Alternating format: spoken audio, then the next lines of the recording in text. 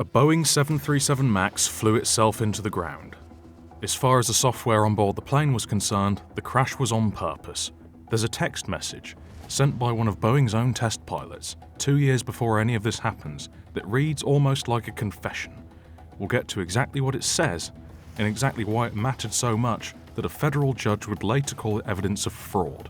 In 2010, Airbus announced a new, more fuel-efficient jet, and airlines started favouring this new Airbus. Boeing panicked. They had two options: design a new plane from scratch, which takes over a decade and billions of dollars, or take their 50-year-old 737 airframe and bolt bigger, more efficient engines to it. They picked the second option. It was cheaper, faster, and sellable to airlines as basically the same plane that their pilots already knew how to fly. There was no new simulator training required. That promise is the hinge to this entire story. But here's the catch. The new engines were physically too big for where the engines normally sit on a 737, so Boeing engineers mounted them further forward and higher. That's a small geometric change with an enormous consequence. It altered how the plane behaved in flight. Under certain conditions, the nose would want to pitch upwards on its own, risking a stall. A proper fix meant redesigning the airframe. Boeing didn't have the time or the appetite for that, so they effectively patched this problem with software instead, a system called MCAS, designed to silently push the nose back down the moment a sensor thought the plane was climbing too steeply. Completely automatic, without any pilot input, no notification to the pilot, and no permission from the pilot required. MCAS took its readings from one single sensor. Just one. On an aircraft carrying hundreds of people, a system with the authority to force the nose down repeatedly had exactly one point of failure. If that sensor glitched, the plane would believe it was stalling when it wasn't, and fight the pilots for control. Over and over again, all the way to the ground if nobody could stop it. Boeing's own engineers raised concerns about that one single point of failure during the development, but they were overruled. The deadline didn't move. Boeing wouldn't accept that. It wasn't that Boeing didn't have the money to do this properly. In the years leading up to the 737 MAX, Boeing spent tens of billions of dollars buying its own company shares. Money that could have gone into engineering or an actual redesign went into boosting the share price instead. It was a company-wide bet that shareholders mattered more than the plane. By 2016, Boeing had a plane, and a promise that it flew exactly like the old one. A piece of software capable of overriding its pilots that almost nobody outside of the company knew existed. Now, it needed the FAA to sign off, and that's where the story stops being about engineering and starts being about a cover-up. Mark Faulkner was Boeing's chief technical pilot on the 737 MAX program.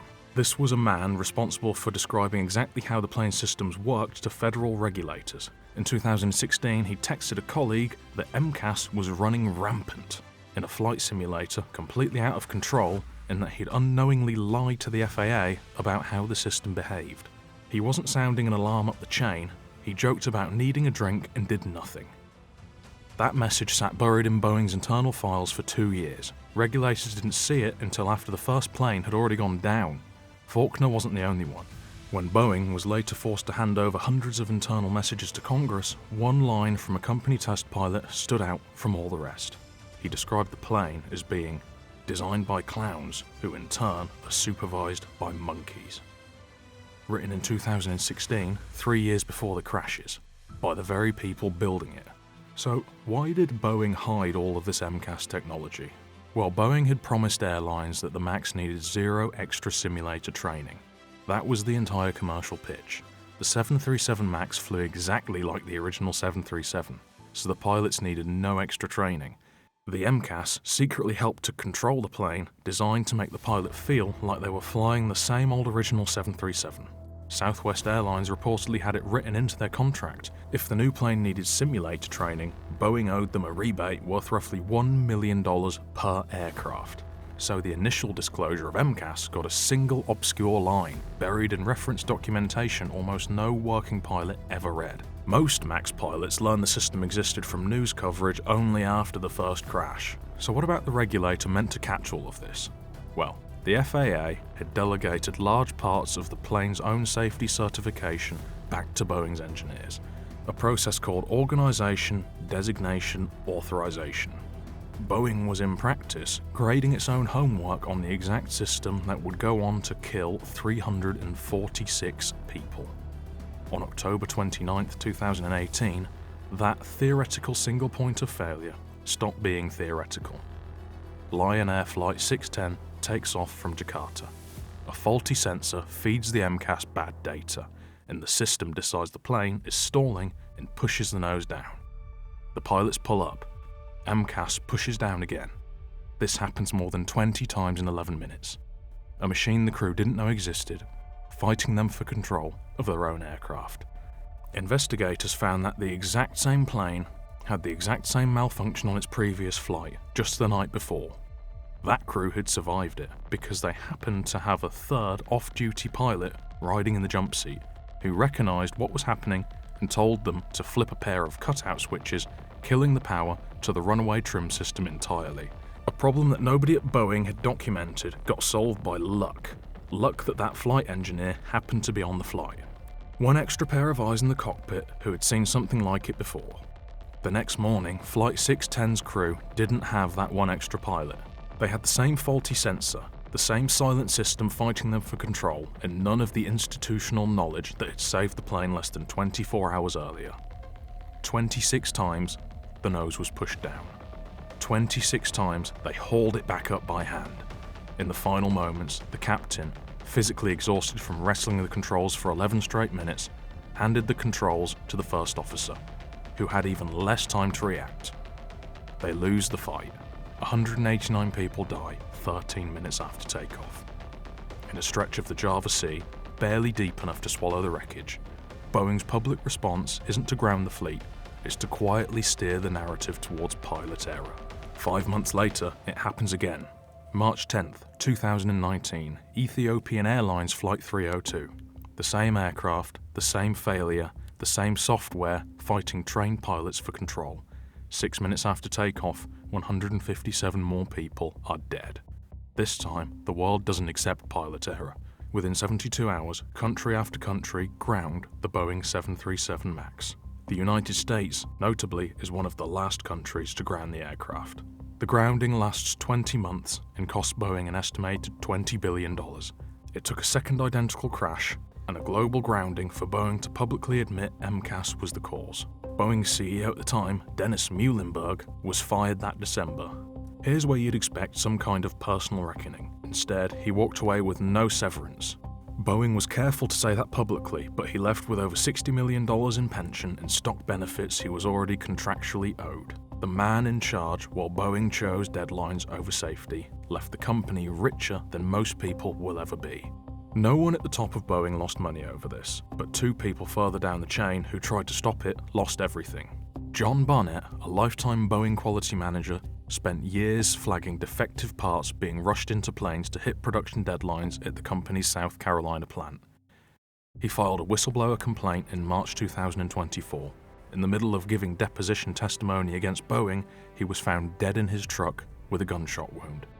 It was ruled a suicide by the coroner, a conclusion his family and lawyer have publicly questioned. Joshua Dean, a quality auditor who had also raised concerns about the MAX production defects and was fired for it, died suddenly 1 month after from a fast-moving infection. He was 45.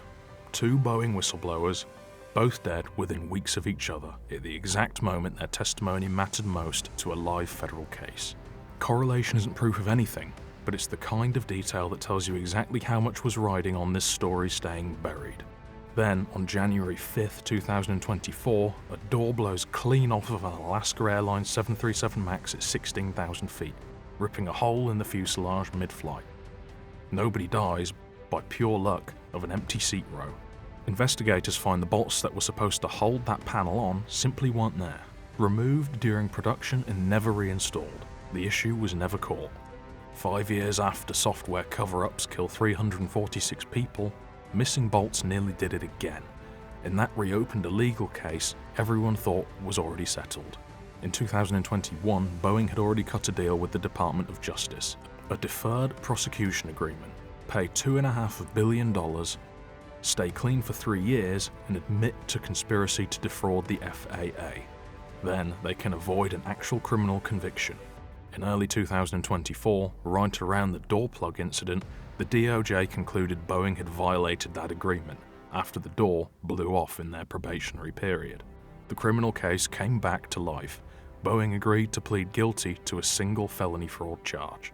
In December 2024, a federal judge rejected that plea deal on procedural grounds, and in May 2025, Boeing and the DOJ landed on something else entirely, a non-prosecution agreement. Boeing pays over $1.1 billion combined, a sum of fines including compensation and safety investments. Then, Boeing admits to obstructing FAA oversight and then never gets convicted of anything. No guilty plea, no felony record. The Justice Department called it a fair and just resolution. Families of the 346 victims called it a betrayal. One relative of a crash victim publicly accused the DOJ of abandoning any pretense of seeking justice.